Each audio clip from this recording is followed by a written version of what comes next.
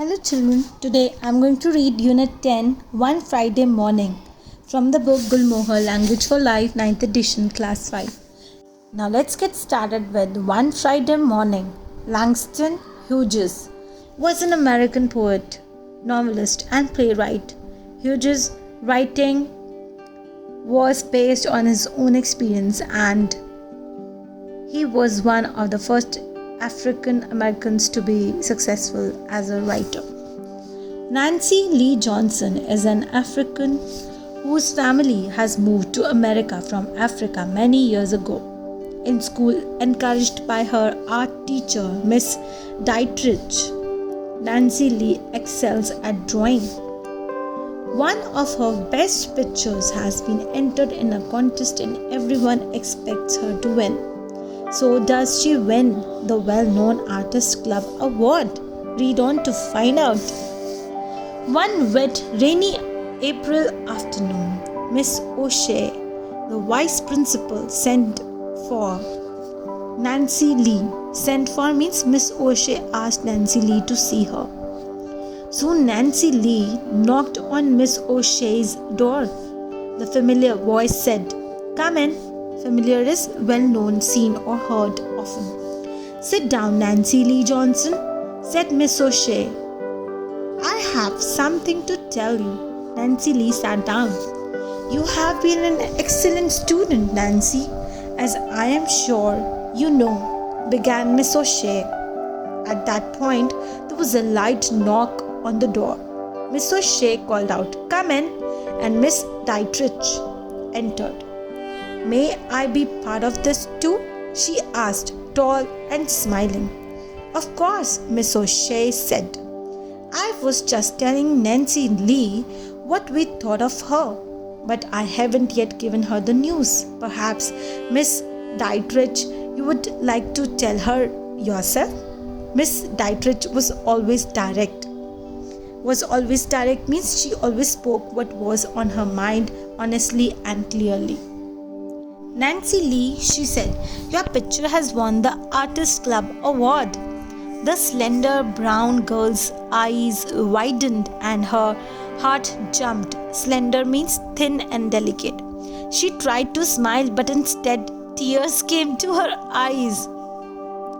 "Dear Nancy Lee," Miss O'Shea said, "we are so happy for you." The elderly white woman shook her hand warmly while Miss Dietrich beamed with pride. Beamed with pride means smiled with pleasure, for she was happy that Nancy Lee had done so well. Miss O'Shea had called Nancy Lee to the office board to prepare her and warn her. In making her acceptance speech, the vice principal wanted Nancy Lee to be calm and prepared. Acceptance speech is a speech made to thank people and show how grateful you are for being given an award, honor, and so on. So Nancy Lee was asked to think about what she would say at the Friday morning assembly hour when the announcement would be made. Nancy Lee promised the vice principal to think calmly about what she would say. Soon Friday morning came. The night before, Nancy Lee had gone to bed thinking about the next day.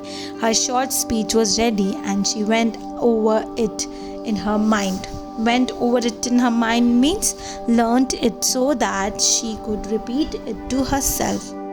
When the president of the Artist Club presented her with the award, she planned to say, "Judges and members of the Artist Club, I want to thank you for this award. It means so much to me. The colored people of this city are sometimes discouraged, thinking that color and poverty are against them. I accept this award not for myself alone, but for my race. We believe in America. We believe in its opportunities and fairness." Colored means describes a person who does not have white skin. The term is usually not one of respect and is no longer accepted as a way of describing non-white people. Discouraged means made to feel less confident about themselves. Race is a group of people who have the same skin color and share the same language, history, culture, and so on. Fairness is a situation in which people are treated the same or equally in spite of the difference in race, color of the skin, and so on. I thank Miss Dietrich and the teachers who gave me the knowledge and training to win this award. When I came to this school a few years ago, you received me well. You have given me a chance and helped me along the road I wanted to follow. Thus, Nancy Lee went to sleep dreaming of a wonderful tomorrow. At school on Friday morning, Nancy Lee was asked to see Miss O'Shea in her office again. Soon after, Nancy Lee knocked at Miss O'Shea's door. "Come in," came Miss O'Shea's voice. The vice principal stood at her desk. There was no one else in the room. "Sit down, Nancy Lee," she said. Miss O'Shea did not smile. There was a long pause. "I do not know how to tell you what I have to say," the elderly woman began. "I am ashamed for myself and for this city." Then she lifted her eyes and looked at Nancy Lee in the neat blue dress sitting there before her. "You are not to receive the award this morning." Outside, the electric bells rang, loud and long. Miss O'Shea remained silent. Then she said, "When the committee learned that you were colored, they changed their plans." Nancy Lee said nothing. Committee is a group of people who make decisions about something in particular. "Nancy Lee, I'm very sorry to have to give you this message. But my speech," Nancy Lee said, "was about..." The word stuck in her throat. "About America." Miss O'Shea had risen and stood looking out of the window. "I know," said Miss O'Shea, slowly facing the room again. "Those who deny you this award do not know the meaning of the stars in our flag. The stars in our flag is the stars in the American flag. The stars are a symbol of goals like justice and equality that people have tried to achieve for a long time. But it's up to us to make them know. It's up to us to make them know means we need to get them to understand this, because otherwise no one else will. As a teacher, I will go before the school board and ask them to remove the offer of any prizes or awards denied to any student because of race or color." Miss O'Shea's clear blue eyes looked into those of the girl before her. The woman's eyes were full of strength and courage. "Lift up your head, Nancy Lee, and smile at me," Miss O'Shea said. Nancy Lee lifted her head and smiled. The bell for assembly rang. She went through the long hall toward the auditorium. There will be other awards, Nancy Lee thought.